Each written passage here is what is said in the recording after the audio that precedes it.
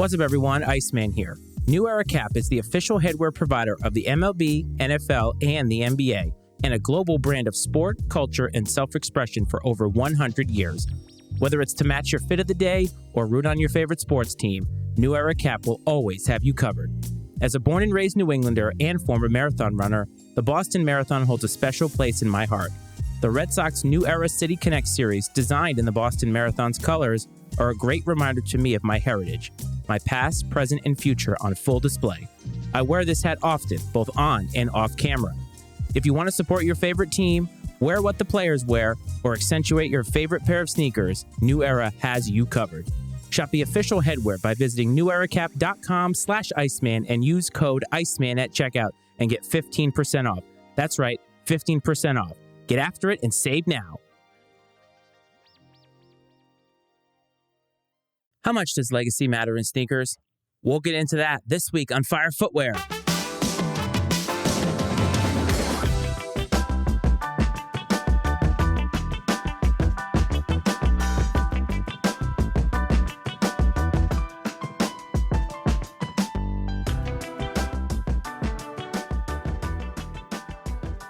What's up, everyone? Welcome back to another episode of Fire Footwear. As always, this is your host, Matt Frates. I hope that this finds you well. I hope that you are happy, and I want to thank you for tuning into this show. Whether you're watching on YouTube or listening in the podcasting space, it means a lot to me that you all still come to this show. Like I said last week, I want to basically make it so that we're all unified in this space. There's way too much division in this country, and if this particular podcast, for the very small amount of people that come and listen to this show, if it makes you feel like you're part of a community, at the end of it all, that's what it is for me. And that's the entire point of why I create content. Last week, it was an episode about something that is divisive. And I use a divisive topic to try and talk through where we are in sneaker culture to an extent.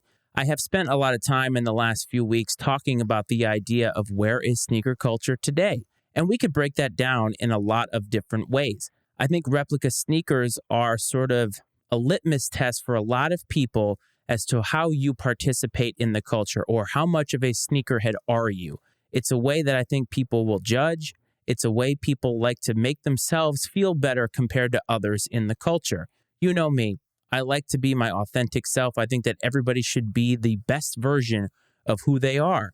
And I don't believe that the sneakers that we wear make us any better in this life. Is it something that's interesting and unique about you? Yes. It's something that is interesting and unique about myself, but there's a lot of things that are interesting and unique about me that extend way beyond just sneaker culture. And last week was about division, but in talking about rep sneakers, I did mention a name, and I've mentioned this name the last few weeks, and it got me thinking about the topic for this episode, and that is legacy.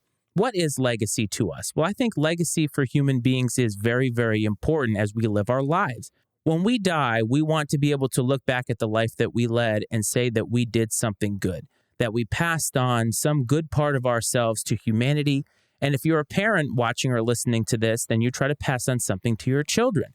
I know that when I became a father, my entire life perspective changed, and I wanted to make sure that no matter how many years I had left on this earth and how many years I had to be a dad to my son, I wanted to make sure that I instilled in him something that would be lasting so that he could take that into this world and make his way into this world.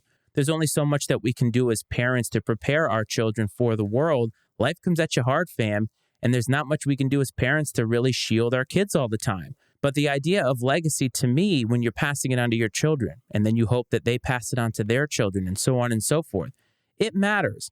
How does it relate to sneaker culture, though? I think that there are two legacies that come to mind when I think of sneaker culture. I think the first one is obviously Michael Jordan.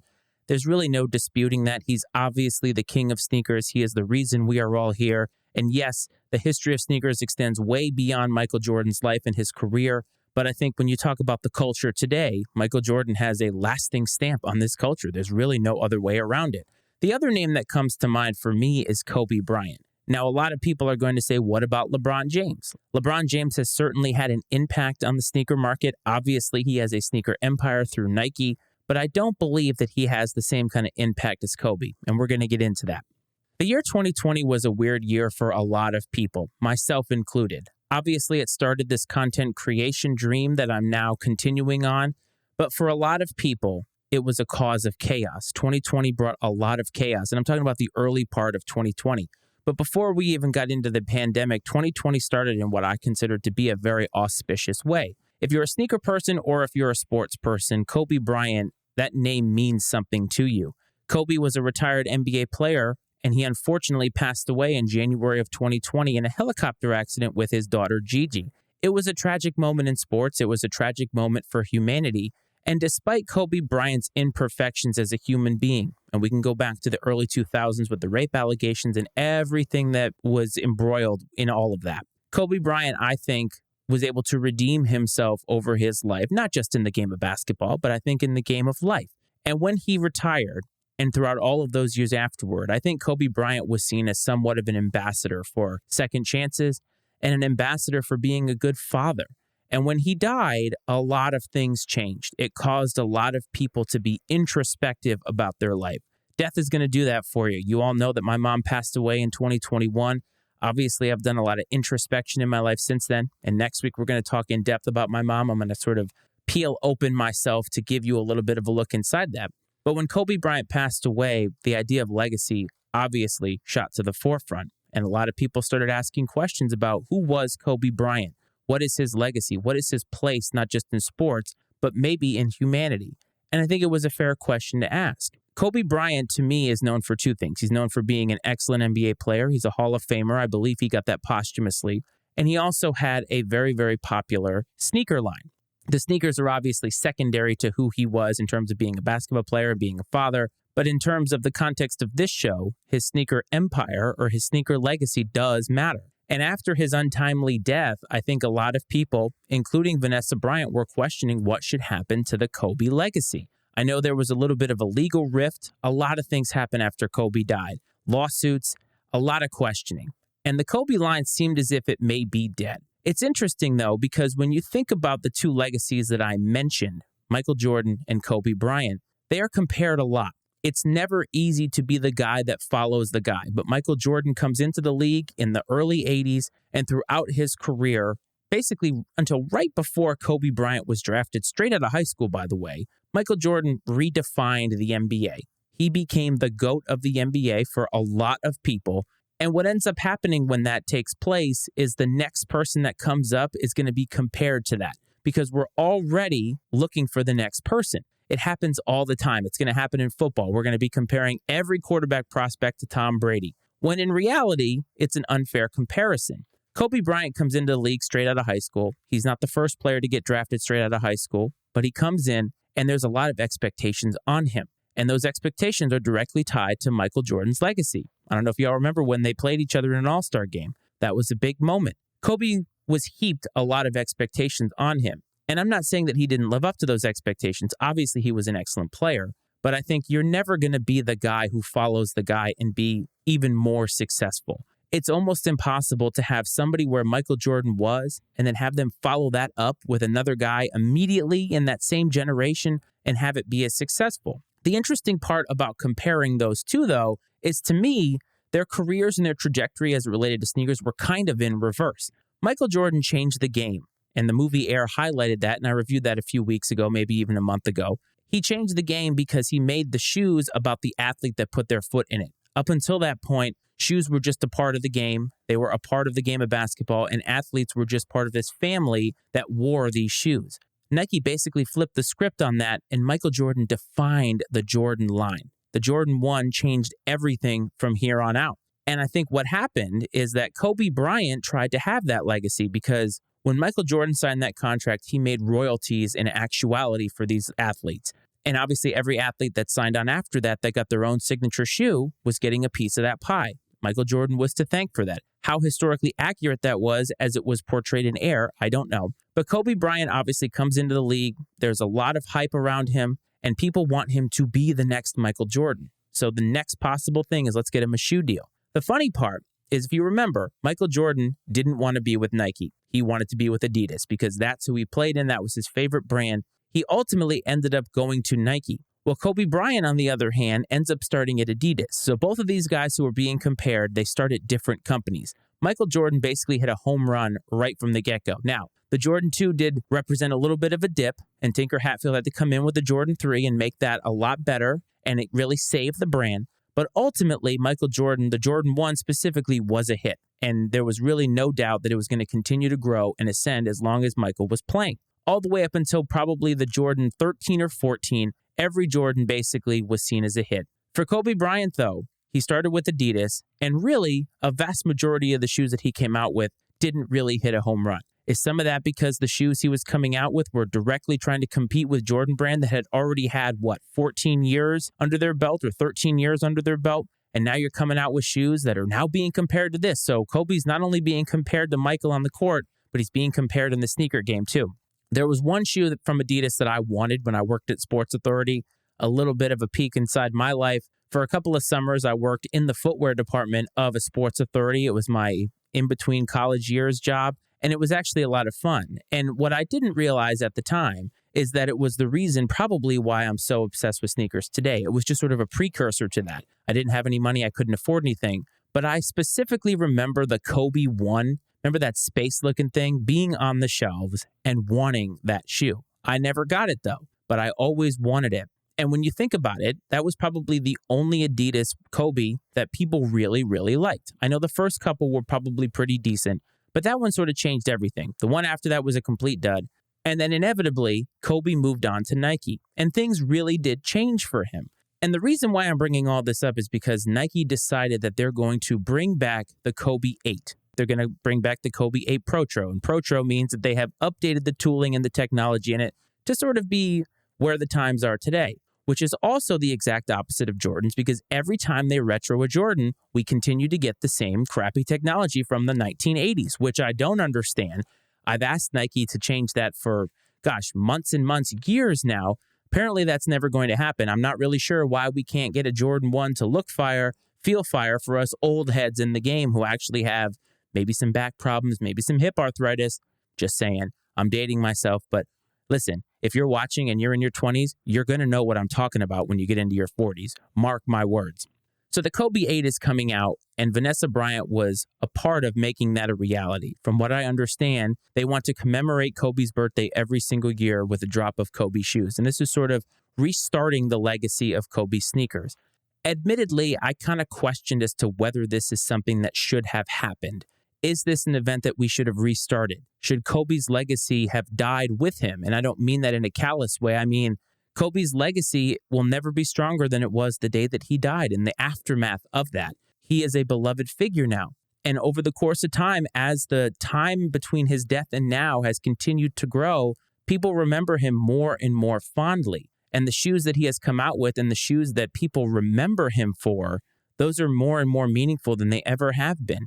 And yes, in resale culture, we saw a huge spike in obviously people trying to resell things, but now it's come back to the mean. The shoes that people like the most are the ones that are going to sell. Your Bruce Lees, your Grinches, Mambasitas, things like that.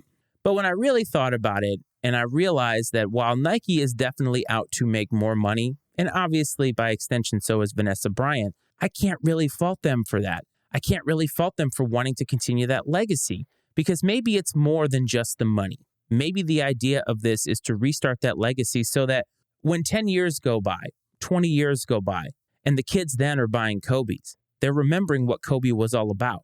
My hope is that by the time we get there, this won't be what it is now, where people don't even remember who Michael Jordan really was. And maybe this is a way to continue Kobe's legacy posthumously for as long as possible. Because I can tell you, when you watch college basketball, even when you watch the NBA, you still see a lot of Kobe's out there. You don't see nearly as many Jordans, especially retros, for what I said earlier.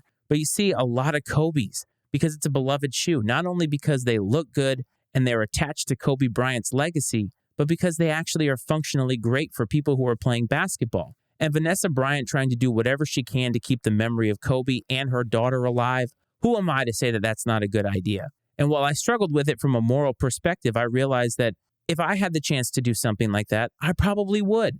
Kobe's legacy is not just defined by sneakers. It's defined by being a great dad. It's defined by being a great basketball player. He made a lot of mistakes in his life, no doubt. We all have made a lot of mistakes in our life. But I think sneakers is a part of Kobe Bryant's legacy. And I think we, the sneaker community, by buying these shoes and wanting these shoes to come back, are making that legacy even more potent. Michael Jordan is still alive today, and I guarantee you that when he dies, something like this may happen for people in my age bracket. Who knows? It may not happen, but I think it will. Kobe Bryant's death shocked all of us, and it shocked the basketball community, the sneaker community, and just anybody who idolized him and grew up watching him. I'm not here to tell you that Kobe's not a good person. Kobe was a good person. He was a good dad. He redeemed himself. We all should take as many chances as possible to get a second chance. And so while the Kobe 8 is coming out and people are excited, remember what it's all about. It's not just about the leather shoes that you put on. It's not just about getting your hands on the fire colorways. Make sure you want those shoes because you remember Kobe.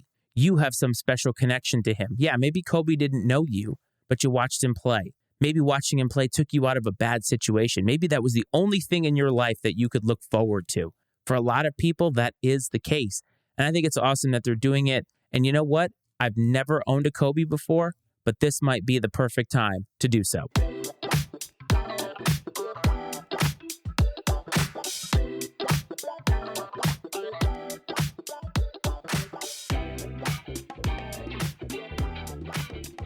Release of the week, where I like to highlight a shoe that catches my eye. I think that you should know about it. It's not always hype. It rarely ever is. It's just something that I want you to know about. You all know that I have been in a major Air Max phase. And while the Air Maxes that have been coming out haven't been all that great, I love that the Air Max 1 is having kind of a shine this year. And you know what?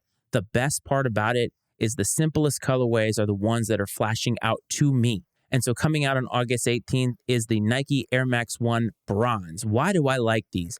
There is something about them that just speaks to me. The fall aesthetic with that bronze, almost copper look, just the white and the bronze. It's a very good fall shoe. That could be your house shoe for all I care. It's a really, really sweet looking shoe. The materials look nice with that leather around the toe box. Everything about it screams me.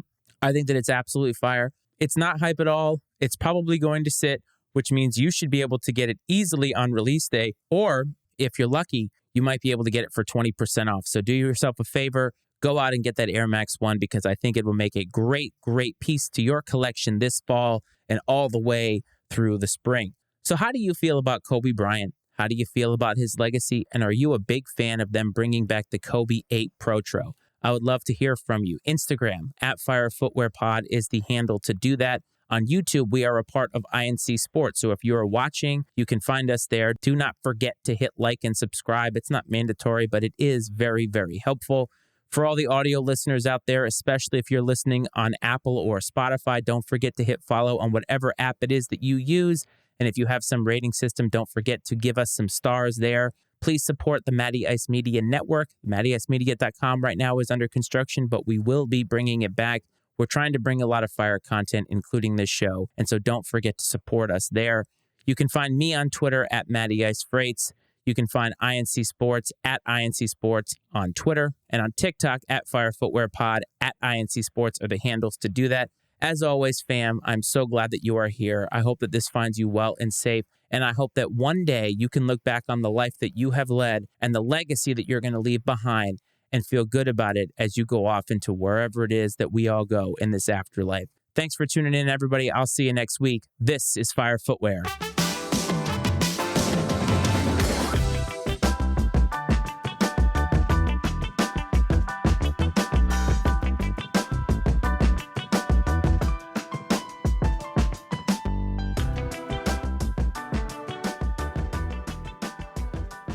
The opinions and viewpoints expressed on Fire Footwear are those of Matt Freights and his guests, and not necessarily those of the Matty Ice Media Network.